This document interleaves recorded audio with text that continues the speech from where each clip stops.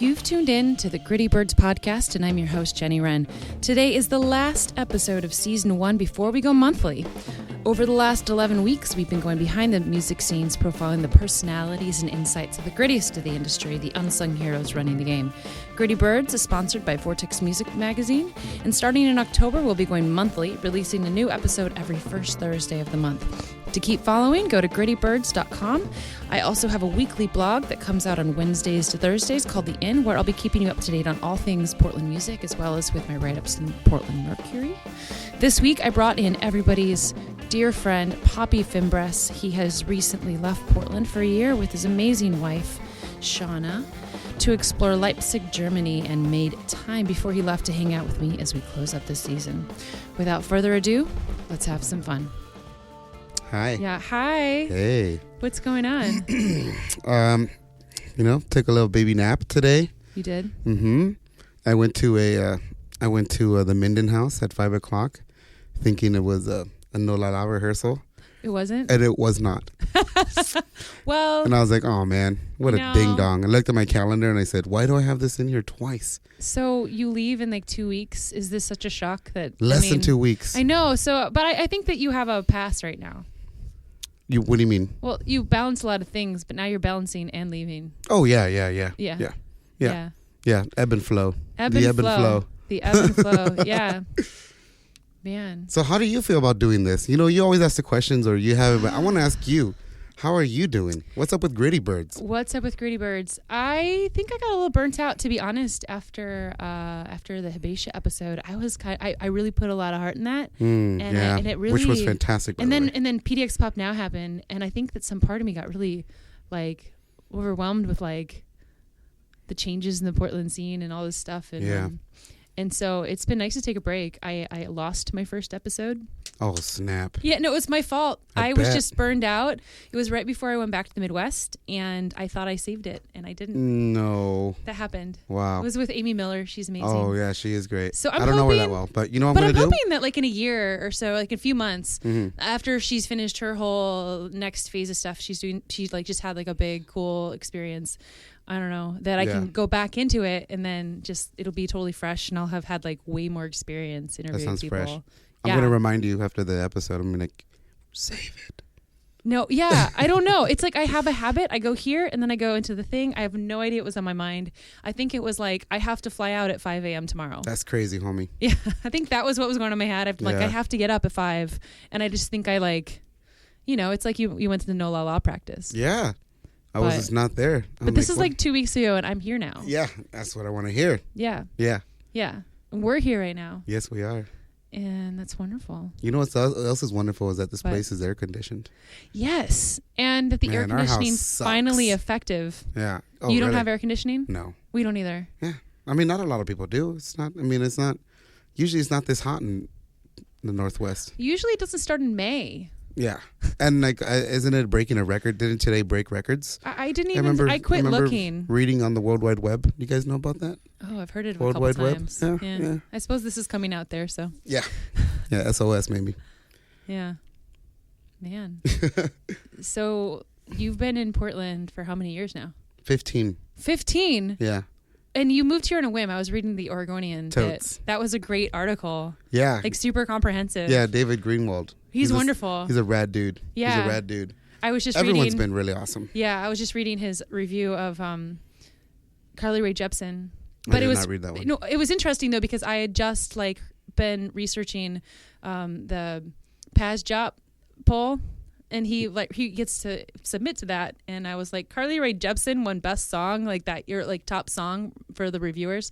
And so I like went and checked his, and he didn't remark in the singles, but it was like, oh wow, David, like he's a part of that. That's kind of cool. And so awesome. But then right after that, I saw him writing about it after I just researched like why Carly Rae Jepsen made that list. And so it was like I have to listen to a bunch of Carly Rae Jepsen today, and I could only make it through her newer stuff's way better, but I couldn't go through her old stuff. It was driving me crazy. I'm not familiar with her. She's a pop lady. Oh. Yeah, she's growing a lot of stuff. It's kind of going to that a little more the Robin route. Yeah. Speaking about pop, you know what I've been enjoying lately is ABBA.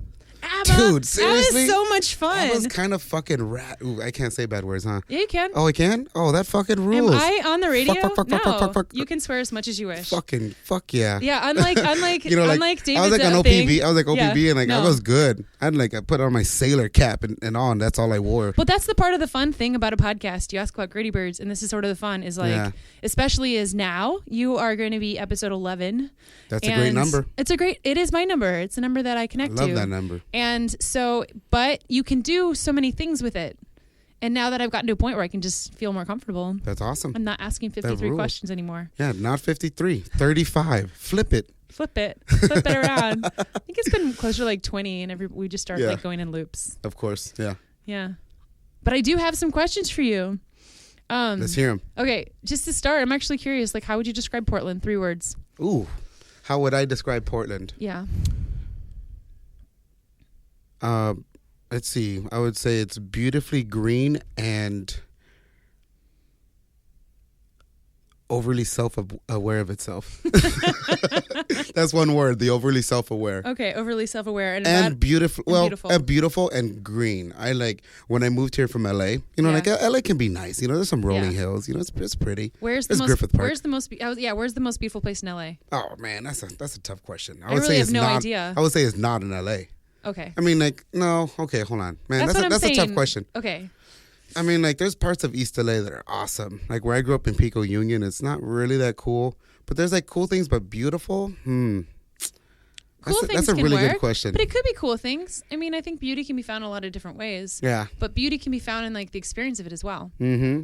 Like, the Hollywood Hills are beautiful. There's, like, a lake up there right by the Hollywood sign called Hollywood Lake. Do you guys know that? I did know about this, but I've never gone. You go over there and just hang out and do drugs up there and just see if Madonna runs by. Where's Madonna? Does she live up there? Yeah. Oh, they all live up in the Hollywood Hills, don't they? Yeah. And also, like, all the hippies used to live in Laurel Canyon. Oh, yes. Yeah. Yeah. And I had a friend that lived up in there. In fact, you know what? I just thought of this story. I went to school with this dude named Daniel Davies, and his dad was Dave Davies, from the Kinks, Ray Davies and Dave Davies. Yes. And I didn't know that. I mean, like, I knew the Kinks when I was little, this was like early 90s, and the kid, my friend, Daniel Davies. Who I haven't spoken to in a while. Dan Dave, he's got one of those names. Yeah. I'm Dave Dan. Is that weird? No, I'm not. You're David. What is your last name? Fimbres. Oh, yeah, duh. Okay, sorry. Just in case you didn't know it there. Fimbres. Well, yeah, okay. Well, anyways, so I went to high school with Daniel Davies, and really rad kid. We just nerded out hard on music. And then we would ditch school, and we would go to his house. But he lived with his grandparents, which are Dave Davies and Ray Davies' parents. And they lived in this really cool house in like right around Laurel Canyon. And I was thinking, oh, these dudes must be rich, right? Right. And then so we walked forever to get to their house. And it was up in these hills. And the house was just one level, from the street. I'm like, oh, that's cool. And then he said, all right, we got to go down to the 4th floor where my bedroom is. And I said, the 4th floor? Oh, really? So it's one of those like awesome, crazy LA homes where it's like where you park. It's just the main house. And then it just tears down with the mountain. What? It's like a weird style. I've never seen this before. Yeah, there's a lot of homes like that in LA. Yeah, I guess I've seen some of that. Let's go party in LA. I would love to come party in LA. I love LA. We have to come back in a year. I mean, I'm from, I was born in LA, born and raised and shit. But Portland is really my home. I know, it's been 15 years, you said. Yeah, it's been a long time. Man, and you picked up just out of a whim. Is that correct? Mega whim. Yeah. But why were you leaving? I was tired of LA, and this was in the late 90s. It wasn't hip. Like, no one biked. No one ate rad food. It was really ghetto. I see people get shot and died all the time. Yeah. Shit was ghetto. It was like not hip. It wasn't hip. I don't think anything was hip in the late 90s, right? The late 90s was kind of fucking weird. It was like the music was... Yeah, it was just all the really neat stuff that happened there was some before. cool music, but it was just like there was like a form of stagnation just in the general populace, I felt. Speaking of episodes, it was really fun when I met with Jared Mees because one of the conversations we had was about the digital revolution. And some people say it's bad, but he's of the world of like, there was only a few bands that were doing anything, and all of a sudden this access happened, and it was right then. And it's over in abundance. I think it's maybe overabundant, but it definitely allowed for a bunch of creative things to happen that probably, I don't know, that people needed to happen at the time. Yeah. So you started before you were here. So I came here in the winter of '99 in December. 99. Okay. And I moved out. I found an apartment out on 103rd in Sandy. Yeah. Because coming from LA, I was like, oh, do whatever. It's 100 blocks to downtown. It's not bad. It's easy. It's easy. Totally. And there was just nothing but Russians and Latinos out there, which was awesome. And you were like, this is perfect. This is perfect. Like it's like fucking LA, but not really. It's so green, and everyone says hi to you. And I'm like, oh, I don't have any change. What do you want? They're like, hi. How's it going? I'm like, oh, a word. Hi back. That's so funny. Yeah. What got you into music? In all honesty, my mom always knew I was artistic. Yeah. So she put me in rec rooms and rec centers. Yeah. As a young kid before I was in school, and I learned piano first. Okay. And then I went to flute and then drums. Do you still play piano? I do. I've never seen you play piano. I'm not that great at it. I'm not either. I've seen you play. I'm not You're just being modest. So I started playing. Actually, in fact, this rec center it was in Pico Union, and there was so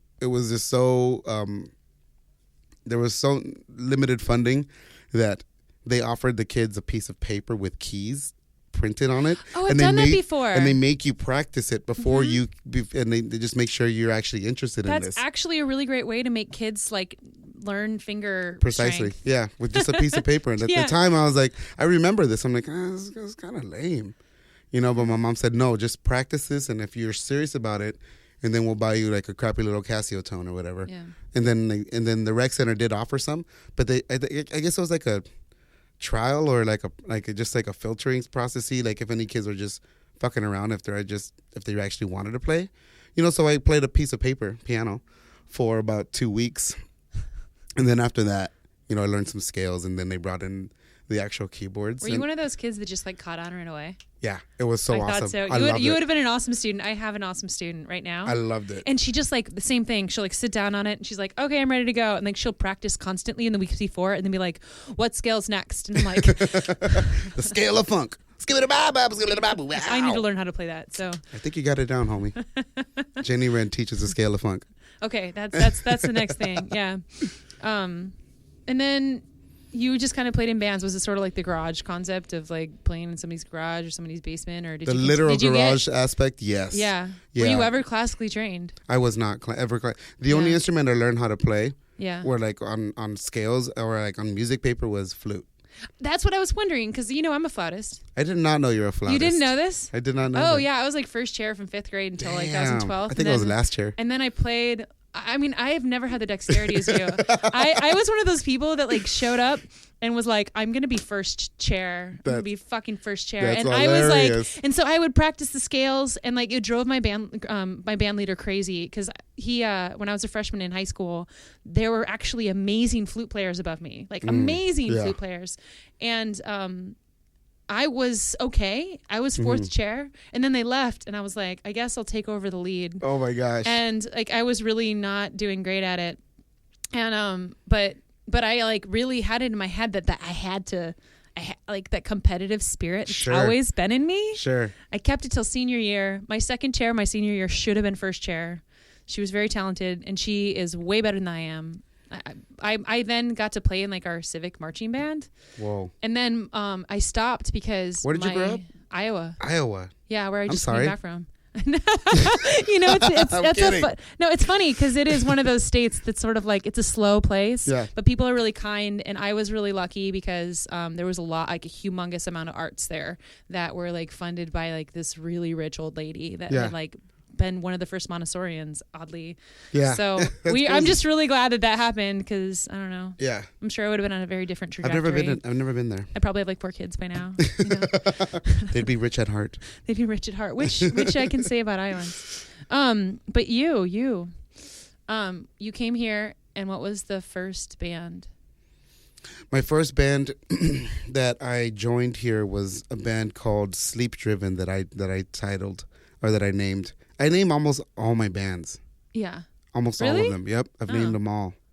The only ones I didn't name were like No La La. I didn't name, obviously, Minden, because they're already a band. Who else didn't I name? I don't know. Minden bands. No La La and Minden. I know. Yeah. Casey's like, no, me.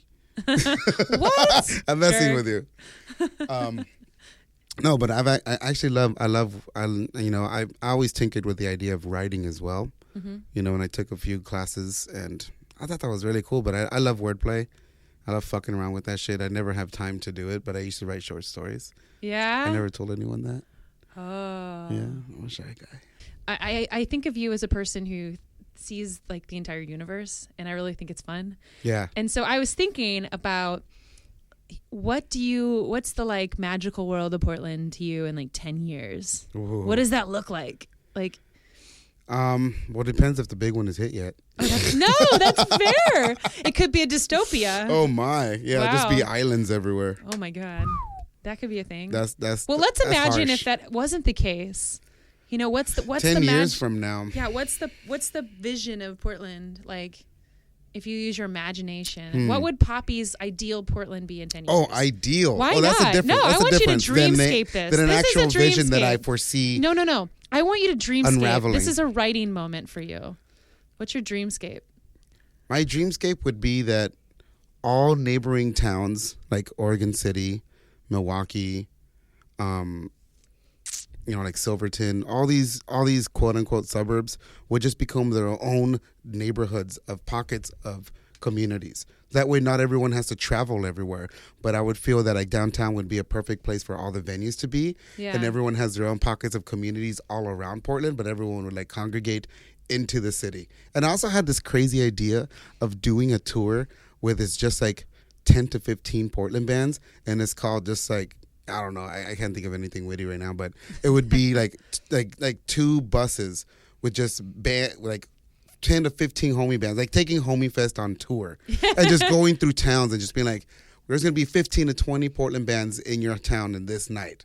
And it's going to be awesome. And it'd be like 4 different venues. No, just one place. One place? One place. Like actual Homie Fest. Yeah, on it'll be tour. like a festival that goes all around cities. Like Warp Tour, but not Warp Tour at all. Yeah, far from Warp Tour. Like far from Warp Tour. Warp Tour, no, man. Like no, the homie concept, no ding-dongs. No ding-dongs allowed. I can't deal with Warp Tour. Oh, man, I can't even think about that. But I always thought it would be kind of a cool idea, like back like James Brown, those cats did like the Chitlin circuit where they would just play all these auditoriums in these small towns, and there would just be hundreds of people, you know, and they were itching for it. Yeah, well, that's just it. Because we just talked about the digital aspect like 15 minutes ago, and there's an overabundance of music too. Like even in the city, there's just so much. There's like new bands forming all the time, or new bands even moving here. Any night of the week, there's like 50 shows. Yeah. That are and 15 of those are house shows. Yes, that's so true. Yeah. And they're not even listed, but they're some they're of the far best. from listed. But they're the best stuff that are like coming out. Some of the neatest shows and the most connected. But it's that connected aspect. That's right. Yeah. 15 house shows. Do you think so? I doubt it. Okay, I was like, I feel like it's closer to like 3 or 4. But you know what? There's all these ones we don't know that like all the teenagers doing. Yeah, man, you know, the young like kids are crews we've partying, never hung out drinking Busch with. Light. We think that we know everybody, but we don't. Yeah. Not even close. No. Man, how'd you meet Shauna? Shauna and I met when I was working at a daycare in downtown about, oh man, Jesus. Shauna and I have been together now almost 11 years. Whoa. Yeah. And it's still going on strong. She's so rad. She rules. She rules. Her band Bitchin' are getting so tight. I know. That was the best. Yeah. I got to listen to the record. Your write-up was fantastic, by the way. Oh, thank you. No, those girls are great. It's really fun, too, just to see, like, a band that's just starting out. It's really starting to find its, like, groove. I love that aspect of bands. Yeah. Like, you grow with the band. Oh, my gosh. I think that's First few shows that's are what always felt, so awkward. Yeah, and that's how I felt with Mascaras. Like, the first show was kind of whack. It's kind of like the first time you, like, get laid with somebody. Yeah. It's you're like a little weird. You're like, that's interesting. Can I have a cigarette? I don't even smoke. I don't know. Yeah. But yeah, it's like, but it is that interpersonal and like that like delve in the comfort level, but that discomfort that just, you need to find that good balance of being able to push yourself and stay uncomfortable, but get comfortable with it so that you can keep like riding that wave of discomfort. Of course. Yeah, because you're working with different, every musician has a different aspect, a different way of performing, a different just interpretation of of everything, writing, all of that. It's like truly being in a band is like being in a relationship. Absolutely. It's exactly like it. There's a lot. You got to be reciprocal. You got to give push, you pull. There's so many beautiful elements to it, and it takes time. You can't just dive into a relationship and it be fucking phenomenal in the first moment. And if it is, then just ride that wave, you know. But with bands, I mean, it takes time, and that's cool, and it's rad to see a band grow with it. You know, you feel like it's a communal. You feel like, oh, dude, this band, I feel like I'm a part of this band. Right. You know, because I grew up with you. Yeah. You know, I know your music now, you know. So I think it's interesting that you're in so many projects, and I'm really curious how do you find the balance to be able to cultivate so many projects? Well, first off, I don't have a job. Like, music is my life. Your life. Music, it's what it pays the bills. Thank goodness. I don't know how. And I don't either. No idea. So, I mean, aside from that, I don't, you know, it's a good question. I'm just really fortunate, and someone was asking me a few weeks ago, I'm like, how do you not mix up all those 400 songs that are in your head? How do you not mix up those 400 friends that you have? I just ran into Andrew, who lives with Henry, and he was like, I met Papi twice, and Papi had my name down, was like, remembered everything about me. And I think that's something really special about you, because sometimes I forget people's names. I forget everybody's name. So like I think it's amazing that one thing I try to do is introduce people's names from their whole name. Yeah. I like doing that. I think there's something empowering about that. Yeah. I don't know. It just feels like you know someone a little more. It's a secret language. Yeah. You're like, this is my homie Jenny Wren Sutrup. Well, how do you pronounce your last name? Statrup. Statrup, you. Statrup. Right? Yeah, man. Oh, man. Did you ever have what other nicknames have you had besides Papi? Shit. Ravad. I used to do graffiti as a kid. Okay. So I was Ravad. I was Daver, Daver. And let's see what other graffiti names I had. But those were nicknames, so not really. Oh, so you created those names? Yeah, I created those names. But the nickname Papi was given to me. By who? By Jesse Monroe Johnson from Goals in Obruxo. No Bruxo? Obruxo, that's a band. How estás? Oh, yeah, it's Portuguese. Portuguese, okay. Obruxo. Okay. That's a 4-piece band that is phenomenal, very dear to my heart, because that was the first band that I started singing in. Like, singing voice is like the last thing I've learned how to play. Or whatever. Expressing yourself. Yeah, I never sang before, ever. I don't know that I've even seen you sing too many times. What do you mean? When most of your projects, like, you it's not of like alone, Papi. Oh, I see what you mean. Yeah, totally. Yeah. Yeah, I mean, because I'm still learning how to sing. And singing in 2 languages is not easy either. No. So that actually makes me think of your, it's a Dreckig? Dreckig. Yeah. Dreckig. Yeah. And Dreckig is a bilingual Spanish and German project. It's trilingual. In English? It's in English as well. Oh, wow. We okay. just I was in the studio last night. Or was that last night? I don't even know, man. I think, I was in the studio last night with John Wagner, Johann Wagner from Hats Off. Mm-hmm. And who you convinced me the first time we met that he was like a German guy and didn't speak any English. Remember that? Oh, and I kept trying to speak German to him, and he really had no idea. Really? Yeah. I must have been fucked up. But he's German American. Okay, yes. But I was in the studio last night with Dreckig, and I dropped we finished 4 songs with vocals. And for one of the first ones, I just sang in English for the first time, because I want the album to be more just like German and like Mexican Spanish. Okay. Because I want it to be just, I just want it to be kind of surreal and spacious and otherworldly. Okay. And singing in English is easy. Anyone could do that. Yeah. That's why I get bummed out at the band Air sometimes. I'm like, God, your music's so awesome, but sing in French. I forgot about Air. Sing in French, dude. They always sing in English. Not always, but I forgot that they're a French band. They're French and they only sing in English. Same thing with like Which sounds amazing. Yeah. But it's it's just crazy to think like singing your native tongue. Yeah. It just makes it more mysterious. I think it's exciting because the German bands, especially the like metal and hardcore, that is one of the things that du hast mich. You know what I mean? Du hast mich. And it's such a I love that you just quoted Rammstein. You're fucking crazy.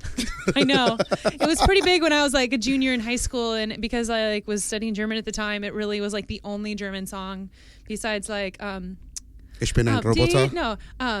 Come on, you're not going to quote Kraftwerk? I don't know him then, but it was like a Beatles cover. It is, I can't remember. 99 Luftballon? Hand. Oh yeah, that one too. Das Hawk. Yeah, totally. So there was a very small group of, I don't know. So yeah, you're going to be. Granted, this was Iowa. Granted, no, that is a very true statement. It wasn't until the download revolution when I became a freshman in 2001 that I was like, whoa. Yeah. And our MTV got cut out when I was 7th grade. Damn. Yeah, so I was all like Nirvana and Metallica. True. And then just got lost for a while. Yeah. Going back to that question. Yeah, back to that question. Nirvana.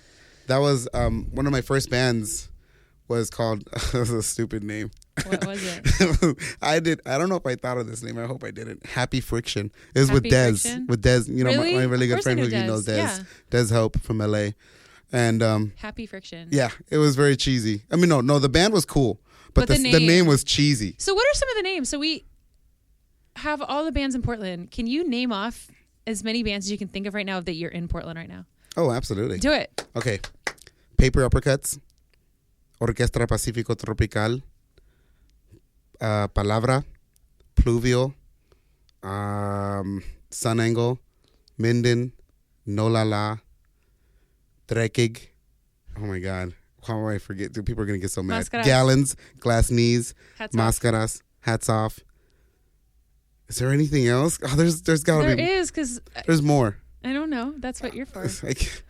I'm on the spot. Oh, no. Shit. All those other bands, he still All those loves other you. bands, yeah. He still loves you. Oh, who was it? Yikes Mountain, Iowa. Regular music? Regular music. I Yeah. mean, I could just. Yeah. Yeah. Yeah. What are some bands that you aren't in anymore? Obruxo. Prime Meridian was like one of my first bands that people really loved. Skylar Norwood recorded Prime Meridian way back in the day. It was like 2004 or something. Oh my God. Yeah. That was really fun. That was kind of like I didn't realize that Skylar was that young. that old. No. I mean, like, I always thought he was like really young because he Yeah. has the baby face. He's young at heart. Yeah. Okay. Yeah. I was a baby back then. We're all babies. I was like partying in Iowa City. Oh man, I was partying in my diapers. Weren't we? I mean, doing, literally, there was a huh? party in my diapers and no one was invited. That's really funny. Thank you. Do you have any bands that you have like wanted to have do you have names in your head for future bands? Yes. You I do? have a list in my phone. Yeah. You should see the list. It's I can ludicrous. see it. Obviously, you can't tell me because when the bands get out. But I have names that I've been wanting to use. Like one of them that I love is Knife Swimmer. Knife Swimmer. I feel like people should just pay you for the names because of the fact that that's one of the hardest things. It is one of the most difficult things. So I'm not going to give you all of them over here because then people are going to be like, there's going to be all these. Well, I know what my next. Okay, I'll give you a few more. I'll give you a few more. Yeah, Jenny Remen and the Knife Swimmers and the Diaper Islands. Diaper Islands. Yep, that's it. Oh, this is another one, but Okay. I love this one. No one take this. Blood Smoke. If you guys take this, he will like make I will be smoke out of sad. your blood. I'll smoke your blood. Cosmic Burger. Oh my God. Liver Ouchie. That's more of like a song title. Okay, I was like, that's interesting. How about Baby Lawns? Baby Lawns. Where's that one from? I don't know. Sun Ripper, Moon Tripper. Are these like happening on psychedelics or just? Yeah, indeed. I think my whole life is based around psychedelics. Yeah. Yeah. When did you first smoke a blunt? Ooh, a blunt with tobacco paper. Yeah. I think that was high school and I didn't like it. You know, you'd be a lot of homies will be surprised. Well, like the close homies know, but I didn't smoke weed until after high school because like all my friends were smoking weed in high school in LA. When I went to Hollywood High, by the way, which was hilarious and awesome. Really? Going to school there. Yeah, I was like, we're in the heart of fucking Hollywood, right next to the Hollywood Walk of Fame and all that. We ditched school all the time. I was a bad boy. Of course you were. I was a bad boy. But you didn't smoke weed. I didn't. I mean, like I did every now and then, but I just didn't really feel it. Yeah. Like I coughed and I was like, I don't get It's it. uncomfortable. Yeah. No, I wasn't uncomfortable. I was just like, I don't get it. I didn't get high. Excuse me. But my homies were just, my friends in high school would get high and they'd be like, oh man, I'm in a box. Man, I'm really high. I'm just like, wow. And I just look at him like, man, I don't want to hear that. Let's just play some video games, man. Yeah. What video games did you like to play? Oh my God. In high school, I was still way into Street Fighter 2 arcade style. I mean, that's just a classic. But in a system, damn, I don't even remember. Do you still play video games? No. No. I'd love to, but I just don't But have now time. you play the drum. Yeah, I play drum games. Yeah, I think that's not too far from that same world. Yeah. Yeah. Season 1 is over, but we are far from done, and I want to hear from you. Send me your videos and recent releases, and let me know about your upcoming shows. Things are changing in this music scene, but if this season has taught me anything, it's that we are a gritty community, and we will keep on creating great music and coming together. I believe Portland has the bones that can make us one of the great music cities again and again and again. So, City of Portland, let's keep on doing this. I want to thank a few people really quickly. First of all of the guests, to everybody who helped me put on the launch party, to everybody who helped me with the recording of this podcast, and finally to my sponsors at Vortex Music Magazine and the business department for helping me do all this. It's a lot of names. You can find them all on my blog. Without further ado, let's get back to Papi, and I'll see you guys in a month. Have you ever caught a fly with a pair of Tweezers? Tweezers or chopsticks? I am not Mr. Miyagi. Damn, I wasn't sure. Like, you're not white. You seem wax, to be wax on, wax you off. seem to be like a sage. So, what is the craziest, like mythical thing that you've done in that realm? I've eaten mushrooms and traveled into the middle of a lake with Shauna, and there were bald eagles flying above us, and I was looking at the sun, and I just wanted to dive off the raft and just swim underneath and just stay down there, but I knew I probably wouldn't come up. You're probably like, it would just be like sinking. You'd be like, that's amazing, and then that would be like the end of Papi. Dude, that mushrooms are such a different high. It's like I've seen the fabric of reality unfold, and I've seen physical things that I'm just like, wow. Are we really stuck in this third dimension where we really can't comprehend? I mean, there's so many more dimensions, and I really love pondering crazy shit like that, actually. I know. I love it. What would your have you ever seen another realm have you ever seen another realm? Only in dreams, not necessarily. I mean, like I think I've seen a glimpse of a fourth dimension, but I have no idea. Yeah. But I have seen very obscure things in my life, for sure. What's something very obscure that you've seen in your life? I've had out of body experiences while I played drums, and I had one recently at Bunk Bar. Really? Yeah, where my body physically like my entity floats, and then it gets trapped in the top of buildings, like the ceilings of whatever building I'm in, and I look down and I see myself playing. And I feel like I'm a bubble and I can't control my movement. And then once I look around and I'm realizing like, oh my God, I'm having an out-of-body experience, I feel like it always sucks. When I realize what's happening, my body pulls itself back. My entity just shoots right back into my body. I'm like, and I'm instantly back playing drums like, oh shit, that just happened again.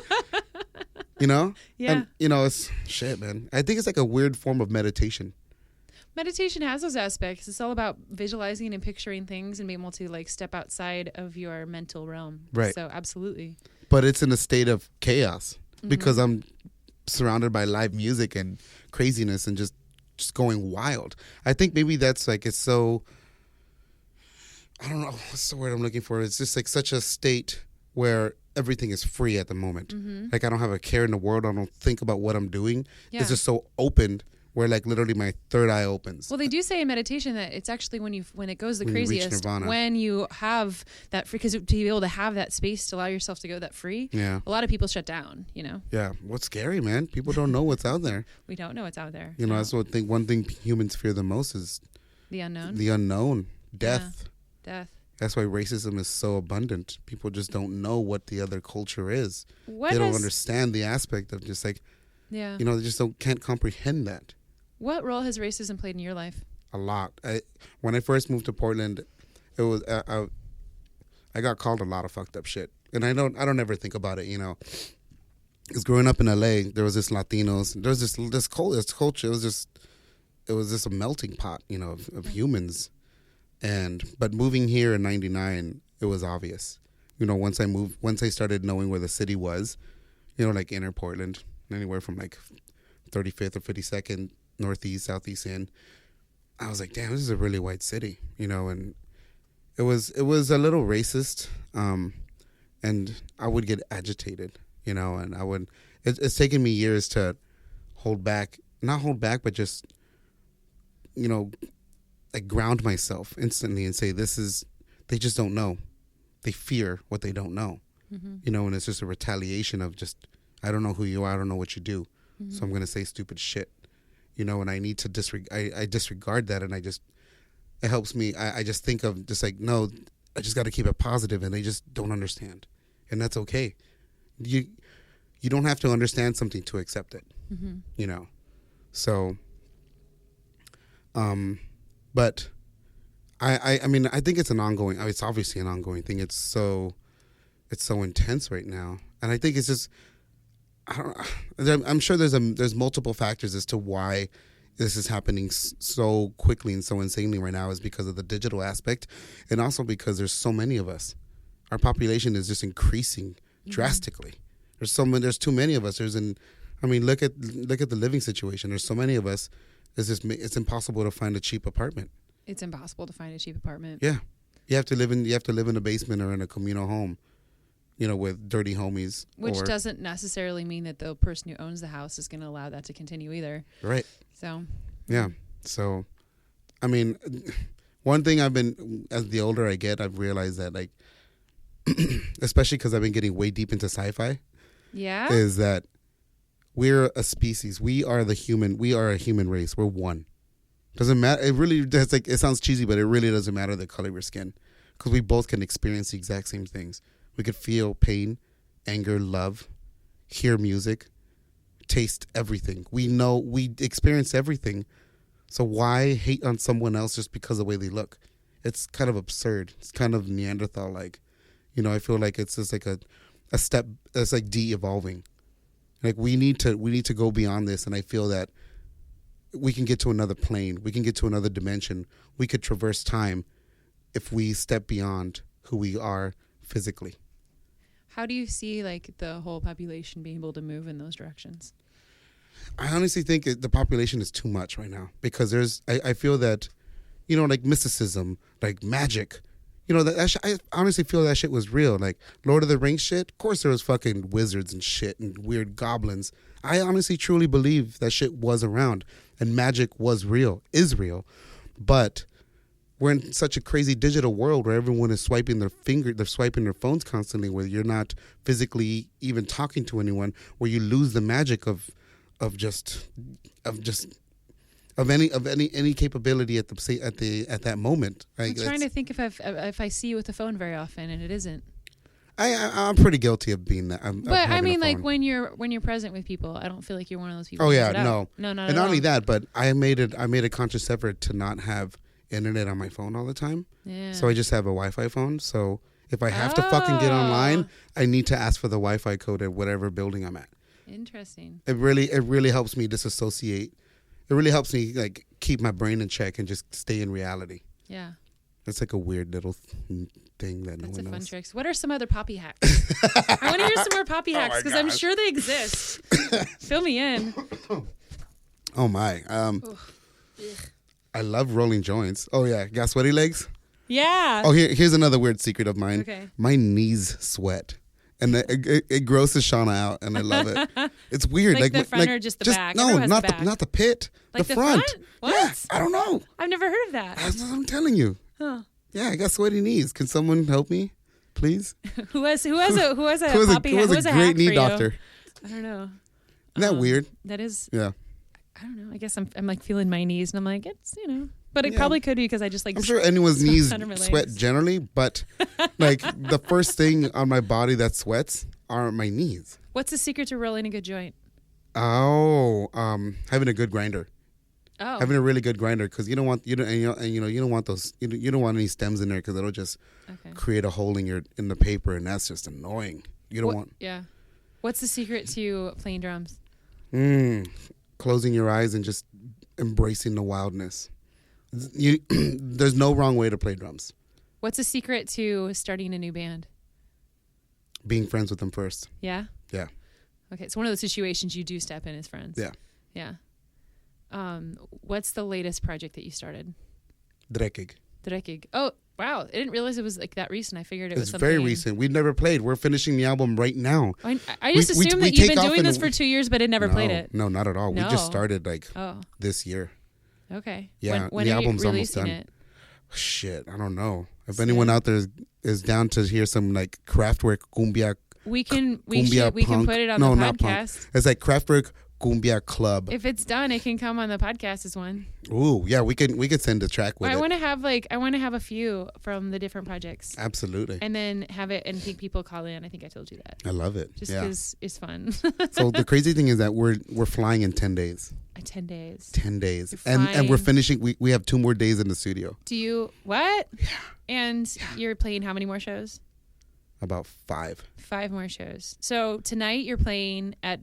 So like coming, I guess, yeah. I mean, I might edit this out. I'm curious. Tonight you're playing. Tonight I'm playing the album release of Glass Knees for free. We didn't say Glass Knees. We did. I did. Oh, okay. I remembered. That was in reference Hopefully. to all the bands that I'm in Okay. at the moment. Tonight So I'm playing Glass with Glass Knees. At Valentine's for free. It's our album release show that we finished last night with Victor Paul Nash. Yeah. We finished mixing it last night, and we just put the Bandcamp and all that shit today. Isn't that insane? That's like super DIY. And you were recording with Drekig yesterday. And we recorded with Drekig yesterday. Goodness. I know, homie. All right. I know. Here's a little tidbit that no one knows. Mascaras is going to record a secret new EP this Friday. What? Yes. About 3 weeks ago, we got really high and just recorded all new songs because we haven't done that. Yeah. Like the way we originally wrote our album, and we came up with 5 new songs on the spot, and we recorded them all. Now we're gonna take. I knew them. that you were talking about doing that overseas, but it happened on. It happened. Yay! So we're gonna record those this Friday with Graham Gibson from Houndstooth. Oh. He works at Walker Studios, which is the old La Luna. How was the Revolution Hall gig? What was Phenomenal. it like playing there? That venue is legit. Yeah. I think that venue is exactly what Portland needed. Mm-hmm. It's like a split right in between the Wonder Ballroom and like Mississippi Studios, where it feels private, feels personal. The sound was incredible. The stage is huge. It's awesome. And you just walk around and you're like, you're in an actual school. You know, it's just, the layout is really cool. Loading in sucks. Oh. Loading in is a bummer. That's still not a thing figured out. Yeah. Well, you can't because the way it's set up. It's just because there's just limited parking there, you know, because it's just it's a major neighborhood. It is a major neighborhood. Yeah, and they have a small parking lot. And the parking lot is in the opposite end, a floor below where the stage is. Weird. But they have dollies and shit, but still, it's kind of annoying. It's not the most ideal. Yeah. But that was magical playing with Euro Thomas in the Pain. That man's he's a living legend. You know, it's really cool to have someone like that in your city who's been here for like 40, 50 years. And he released his single that day. Yeah, totally. And they've been putting the finishing touches on his record. Mm-hmm. In fact, I think they did put the finishing touches on his record that day or the day before. Yeah, yeah. So pretty excited to be able to hear that when it comes out in a few months. That's awesome. What are some of your favorite venues to play in Portland? House shows for sure, number one. House shows is just such a raw feel. Mississippi's always great. Doug Fur rules. Habesha, rest in peace. Rest in peace. Habesha was amazing. Valentine's is really fun to play. It's just annoying because there's so many weird bros, you know. All the downtown people? Yeah, the downtown people is just like waiting in line for a donut when you're from like, I don't know where you're from, like Oswego, whatever, but it's just kind of annoying, you know. It's just like, it's just not what Portland, that's not what Portland is about. What other venues rule? Man. There was this old place where Marius from Sun Angle. I was just listening to them earlier tonight. They're hilarious. Where Heavy Breathe Marius used to work called Dunes. Dunes. It was on the corner of MLK and shit. It's like right off of Grand and MLK, like a block inward, a block north. And it was an awesome hole in the wall, dark place. Yeah. Where like the shows were always free and the bartender would have to do sound and do everything, and he'd always look stressed. He or she always looked stressed out, and it was just like the capacity is even smaller than Valentine's. If you can believe that. Makes me think of Habesha. Yeah. Yeah. Do you have a bottle opener behind you? Just attached to the wall? That looks tight. Yes, apparently. I didn't even know this was here. Dang, girl, get boozy with it. I don't know why I've never brought beer in here. You're crazy. I think it's because I'm usually in here for the 1 hour that I give the interview. Yeah. And then I actually usually go to Double Dragon before and after. So, Makes sense. Because those are my homies. And like, True. I don't know. But I never think to bring beers. Yeah. That's solved. No, I should have brought beer for us. Why didn't I think of this? I'm a ding dong. I'm a ding dong too. Yeah. Maybe you should do a segment next time. Try to guess the artist's favorite beer. Ooh.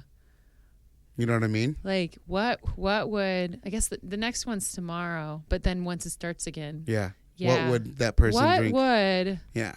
Skylar Norwood drink? What would Victor drink? You know? I Yeah. don't know. Those are people I'd love to talk to eventually. Tequila. Tequila! Ugh. I can't drink Yummy. tequila. I like tequila, because you're but from Iowa. it's because I'm like a Scandinavian lady, Scandinavian German from Iowa, Good Minnesota. clear tequila. Good expensive clear tequila is awesome. Oh, you're leaving us. It's just a year. It'll be quick. I know, but I'm really curious. So you're going over there and you're going to do Dreckig and bring some people over and such. And tell me about this little town, this big town, medium size. I have no idea. Where are you going? What's it like there? I have no idea. You never been to Germany? I have, but I don't know where you're going. Okay, so what the actual plan is, Shauna and I are first going to fly into where she grew up in a small town called Mainflingen. Mainflingen, which is a really small population, but it's a beautiful town right on the river. And it's about 45 minutes to an hour from Frankfurt. Okay. So we fly into Frankfurt, and I'm taking the drum kit too, by the way. We're going to take all our gear. Excuse me. And your bicycles? And no, I'm going to buy bikes there. Okay. Oh, perfect. Yeah.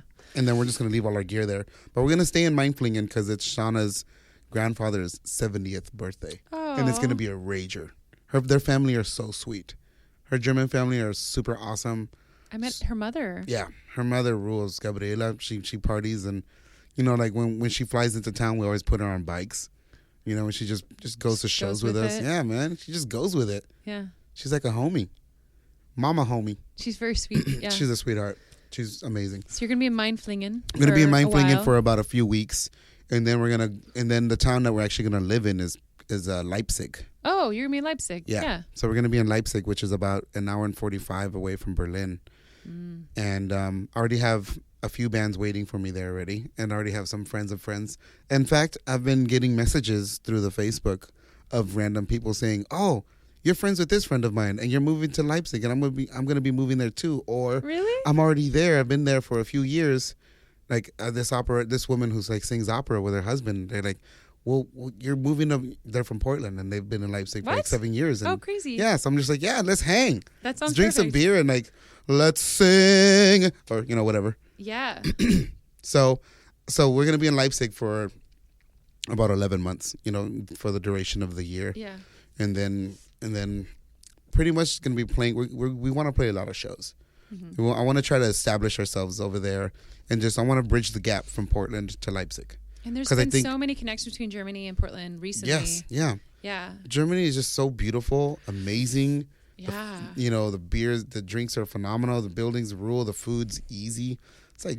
It's not easy if you're a vegetarian or vegan, though. No, that sucks. no. That was a trouble that I had when I was over there. A friend of mine is over there this year with his wife. They're Iowan friends of mine. They run a winery in Iowa, and based out of actually Oregon Concepts, which is really cool. She went to Washington or Oregon State or something like that. But he said that there's like these wine walks. Whoa! Yeah. They just go from like winery to winery, and you just get like crazy, stupid drunk. Yeah. But like that doesn't exist here. I know. Yeah. And he was like, you have that, right? And I'm like, no. Like, yeah. How did you get connected with these bands? Was it just random, or that you already have bands over there waiting for you?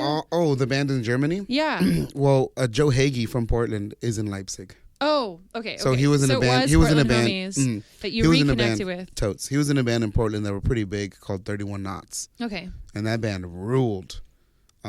So I'm going to be joining his band called Vin Blanc, and then I'm going to convince him to start like a crazy noise punk band. Do it. So that sounds great. Why the fuck not? Who are some of your favorite bands that have come out of Portland in the last 15 years that you've been a part of, or that you really appreciated going to? I'll say one of my with? favorite Portland bands have ever come out of here were the Joggers. I have loved them for so long and so much. And also, damn. Oh, man, you're putting me on the spot. Is that your, so what? You better answer the question. Yeah. I don't know. I mean, I think that like it doesn't matter if you have the full answers. That's the joy of like radio. You hear bits and pieces. Part of it is the experience. Like Oh, you know who else was amazing? The Planet The. The Planet The. Okay. That was Charlie's old band. They relocated here from Chicago. Okay. That's probably where I heard of it recently. They were crazy. They're like artsy fartsy, kind of like U.S. Maple Leaf weird shit. How did you meet Charlie and Marius? I saw the Planet The when I first moved here, like in the early 2000s. That fool's been around here as long too. Yeah. That old grandpa. And Marius, I met at Talk to Monic's house at a house party that the old Talk to Monic Kevin O'Connor homie had on Madison and 34th Southeast. That house was called the Lucky Madison House, which was an actual label where my old band, Please Step Out of the Vehicle, was in. There was a lot of really rad bands that were in that, like the Snuggle Ups. All these old Portland bands, man. Shit. Who else? The Fourth, Skylar's old band, which was all prog, which is awesome. I love prog. There's so many old bands. Yeah, just look up Lucky Madison Records. That's my homie Ryan Fay. Lucky Madison's Records. Yeah, Lucky Madison Records. My homie Ryan Fay. He was in a band called Dykeritz that were on there. It was awesome. Like DYKRITZ. It's a weird spelling. No, I'll listen to the episode and write it down. I was like, I got Lucky Madison down. Yeah. So I got all these. I put up a post and was like, "Hey, do you have questions for Papi?" And I got a few of them, and they're pretty funny. I've got like 3 of them. Let me hear them. How many bands is too many bands? None. When is the last time you cut your hair? I cut my own bangs, so that was probably like a month ago. Okay. And then the final one. How cold does it have to get before you put a shirt on? Never. I'll dive into any river. It doesn't matter the You're weather. Heading to Germany. You're just gonna like have all these pictures of you and like in like the mountains covered in. I'm gonna take this pepperoni party overseas. That's so awesome. Man. I guess those are great questions. I always have a final question. I haven't done it in a couple weeks, but the world would be a better place if there were no boundaries. No boundaries. All right, awesome. Well, thank you. I love you, Jenny Wren. I love you too, Papi Fimbres. Stotrup. Right? Yes. Right? Did I pronounce it right? Yeah, Stotrup. Yeah. I love it. Yeah. You rule. Thanks for having me. You here. rule. Thanks for coming. Thank you guys for listening. Yeah. Yeah. Yeah. Peace. Peace, homies. Thank you again, all of you, for helping me make this a wonderful first season. You can continue to follow the Gritty Birds podcast online at www.grittybirds.com or GRITT Birds on Instagram, Twitter, SoundCloud, iTunes, and Facebook, or support us directly at patreon.com/grittybirds. Again, support our sponsors at Vortex Music Magazine. They've got a really great thing going on. We have a really amazing music community and some fantastic media, and it's been a pleasure to be able to work with so many phenomenal people this year. So again, this is not goodbye. This is just, I'll see you guys a little bit later. Stay tuned in October. I haven't figured out our guests, so if you have some people that you'd love to nominate, send me a line. And I would love to think about the future of Portland with you guys. Thank you guys so much. Much love.